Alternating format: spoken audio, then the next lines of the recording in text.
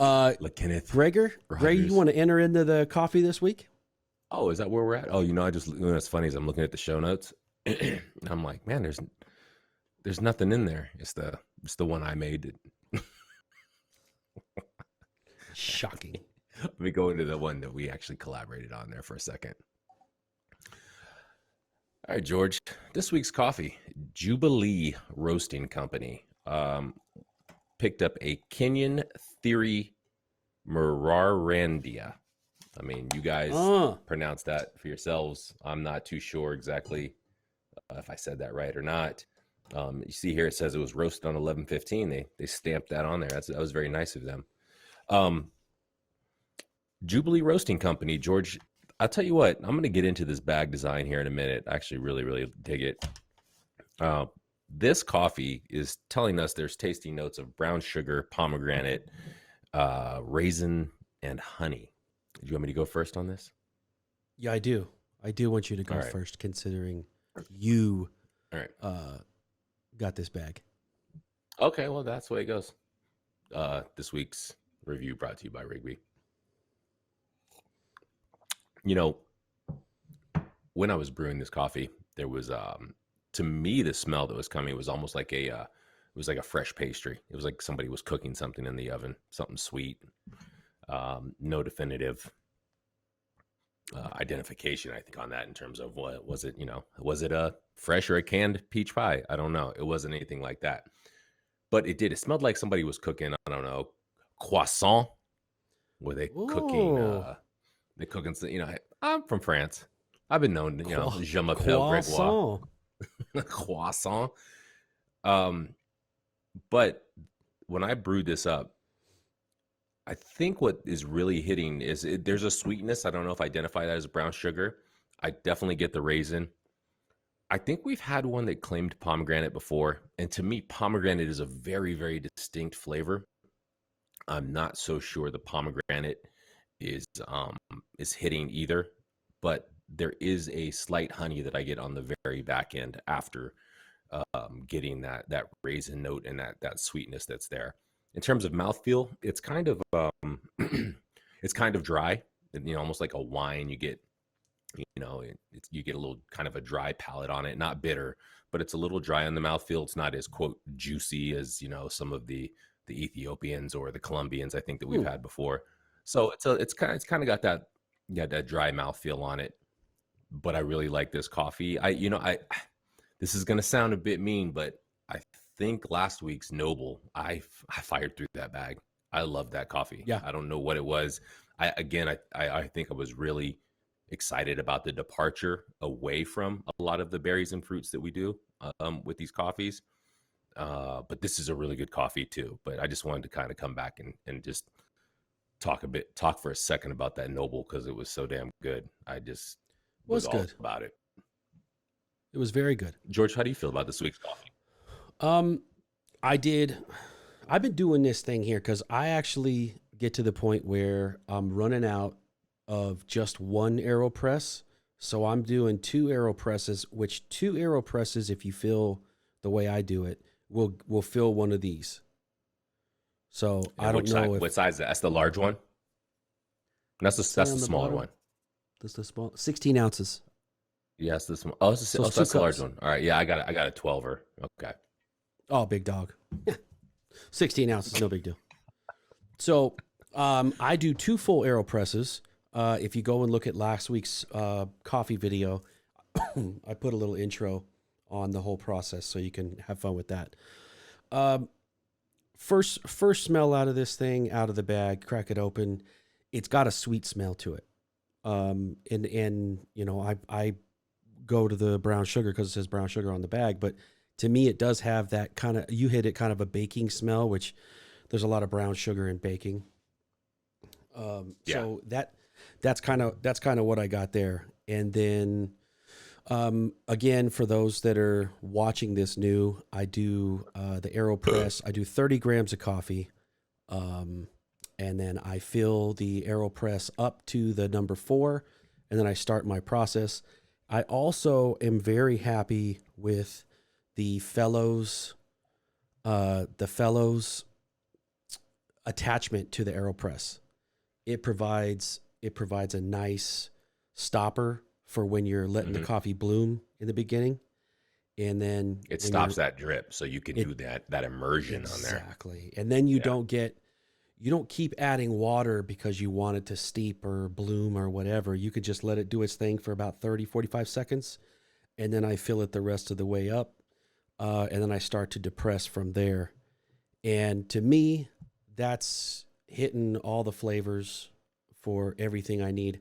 I haven't really gotten any tea like except for, I want to say, before I got the Fellows deal, I was getting a more lighter. I had to like up I my can see grams of that. coffee a little more. So Yeah, the that fellows attachment, is helping instead of doing like a pour over where you're gonna have a fairly consistent gravity drip. That fellows is the or not the fellows the AeroPress with the fellows attachment, or if you're doing an inverted method, it's like the halfway point between drip and French press, right? You right? kind of can control you just can control that flow and that timing a lot better on there. And If I you can also get those fine grains out of there so you're not getting something muddy like a French press would give you. if I wouldn't if I wouldn't have purchased the Fellows piece, I Hmm. probably would have started doing the inverted method with the AeroPress.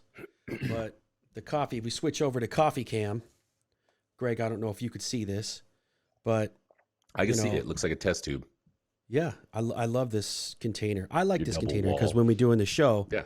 you can kind of see what the coffee looks like here, and Hmm. then I mean, I love this thing here. Boom, just busting out some more coffee. Keep it piping hot. You know how we do, brewing it at 205. But I love it. Now, first after the brew, first taste, definitely not as doesn't taste as sweet um as the smell. The smell to me had a lot of sweetness in it. No piney Okay. smell Yeah. off the The brew. smell was definitely sweeter, I think, than the flavor. Right. What shocked me is I guess I expected to have something a little sweeter, and it wasn't like I said, it wasn't as sweet, but wow, it has a stronger coffee flavor to me. Yeah, it does. It It's got a punch, and for those notes of brown sugar, raisin, pomegranate, and honey, I wasn't thinking that it was going to deliver a strong coffee punch like that. You wouldn't expect that, but it definitely comes through. And I guess maybe that's kind of like you said, a lot of baked goods have brown sugar in them. So I guess, like you get a strong flavor from brown sugar, that's cooked up versus, just a white sugar or something like that. I'm not too sure what that is. Maybe it's the pomegranate that's punching, right? Because like if you've ever had pomegranate I think juice, so. it's very strong. So maybe that's kind of like a cherry equivalent in this.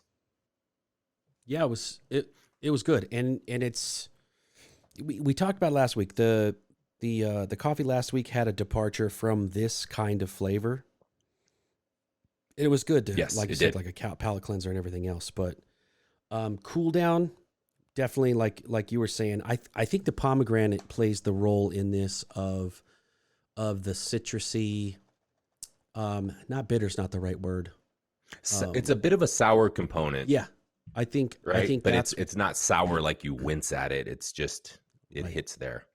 Right, and it definitely shows more of that on the cool down. This one here though, this tastes great right off, and the cool down. Remember, I think I said it, like the past few coffees on the cool down Hmm. start to get little stronger taste. This one's clean all the way through. I like I that. agree. A little bit about, I don't know if you did any research on the farms and the details. One thing I put strike one on, they didn't list the MASLs on the website. No. And let me tell you And something. I actually spent 10 minutes trying to figure out the Maisels in that area, but it's so hilly. The variations went from like 1500 to 2000. So That's about all I could figure out from that area of Kenya.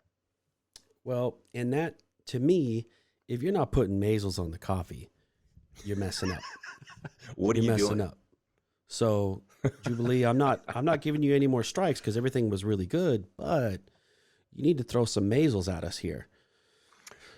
I think the one thing that kind of got me a little bit, I will say, since we're being jerks right now, even if you read on the bag, it says see the website for the whole story. Well, the copy that's on the bag where it says that, that's exactly the copy that's on the website. It says the website says see the website for the whole story. Yeah, And I that's the was whole looking story. for a link. I was looking for a link that was going to give me more information about this farm and this Imani founders or Imani uh, ministries. It's somewhat of charity work, right? They created this situation where the they're basically like providing a way to sell the coffee from the surrounding area of the village, and then portions of money help build up the infrastructure in the village and things like that. At least that's what I get from it. But I could not find. It was just really difficult to Google. I was really trying to figure out more about how the coffee plays a role in that area in Kenya, but I just couldn't sort it out. So, Well, but we'll they go on to they the amazing things. Oh, I'm yeah, sorry. Go ahead. they mentioned two things in the story. The gentleman named where is it? They said his Mwangi and Matthew. So I went over and I did a Hmm. search on that. I found the Imani Ministries. I went to their website. Greg, I don't know Okay, if you could I see, but did too. It's a nice I have website, their actually. website up there. Oh, do you? Let me see. So Uh, it's got Samuel Mwangi and Matthew Bachali, and I guess they came mhm. together. There's a religious part to this ministries, I guess, helping people out. But just going through the story here, it sounds cool. Sounds like they do a lot of good work and Yeah, helping out with the community. So can't go wrong there. Um, and it's cool. We get some good coffee. The village name, and I have it in the notes. That's the Theri, Theri yes. or Theory. I don't know. And that I would last say word, theory. there's a whole lot going on in that last one. Yeah, I don't know what I was looking for that last word online and was not really succeeding in that. Murarandia. Why don't you break down some of this Murarandia. bag art? I'll tell you what, when you take a look at this, would I be crazy to say this looks like a screen printing job?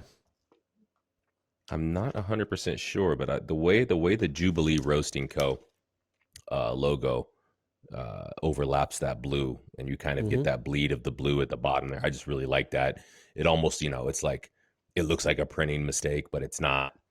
And I really like I like this sticker, the way they put this on here with the information. It's just kind of slapped on there, yeah, but it it has weight to it. There's weight to this paper, Right. and you got the roasting date that was stamped on. That's really nice, right? On that. And then here's their this little van. I didn't do any reading. Look at my nail. Look at my cuticles. That is just That's nobody wants to nasty. see that on a video. That is nasty. That is Make nasty. sure I hydrate or lotion up more.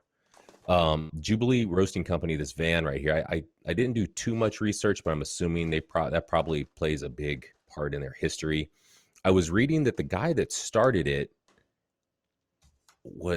he was in college, and he was just one of those guys that was he was like an he said something about being in an entrepreneur class or something, right? And small business class and all that. So he knew he wanted to get out of college and start a business. And he was going to go move to California or something with some Oh, friends bad that move. had yeah, they lived down the street from a great place where you could surf or whatever. And his dad called him and said, "Hey, I just found this empty warehouse in Aurora, Colorado that's for sale."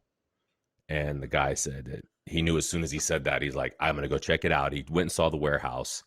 There used to be a headquarters for police sting operations or something in the 1970s. It was a really interesting story.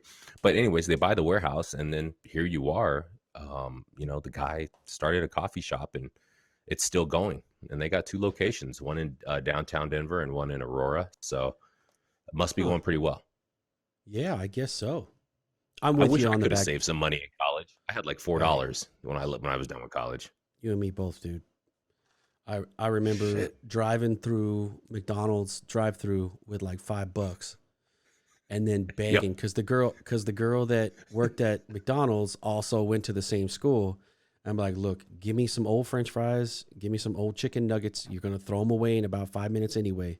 Go ahead and throw all that up in one bag, and I'll hook you up. Charge me I, for a I hamburger. Give me I the think I rest. told you that story. I think I probably episode 20 about how when I was in college, my homeboy got in good with the dude that managed the McDonald's. It was literally at the end of our street where we lived, and he it was after a game. It was on a Sunday, so it was after we played a game. I don't remember what game it was. Whatever. My homeboy was like, "Hey, I'm gonna go to McDonald's. You want anything?" I was like, "Yeah, let me get a bacon sausage, whatever, McMuffin or sausage McMuffin, whatever it was." He comes back like a half hour later. I'm like, what the? It only takes literally 1 minute to walk to the McDonald's. He comes back a half hour later, and he's got like 5 of the big breakfast bags that they give you. Yeah, Like if you get the big breakfast, it would come in that like rectangular platter. He's yeah. got like 5 of those bags. I said, what the fuck did you buy? And he's like, man, he goes, I went in there and the manager started talking to me, and he said, hey man, we're about to shut down breakfast service here like in like 10 minutes. He goes, meet me out back. Score. Dude came out with this McDonald's. Bro, it got to the point like 2 months later, I was like, I don't even want McDonald's no more on the weekends. It was so much McDonald's. It was free though, but Hey, it was free. pretty awesome, man. We Oof, we ate free McDonald's for a long time in college. I tell you, that's fantastic. It That's was. the I best. was That's shocked, the bro. It got best to way the to point we eat. had like 8 people would come over the house on Sunday to eat because we had so much food we couldn't eat it all. That's fantastic. This Uh, podcast brought to you by McDonald's breakfast, but not their coffee. hey, it was Popeyes last week.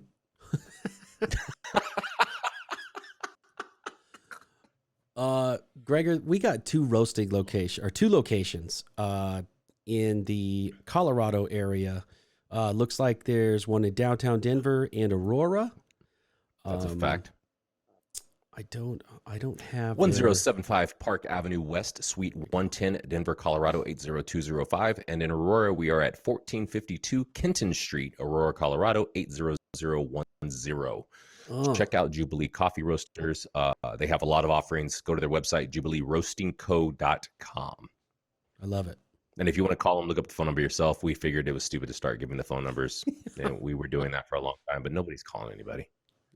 We'll put a link to the website in the show notes. Yeah, and I'm sure they're on Instagram and Twitter and all that. I don't know.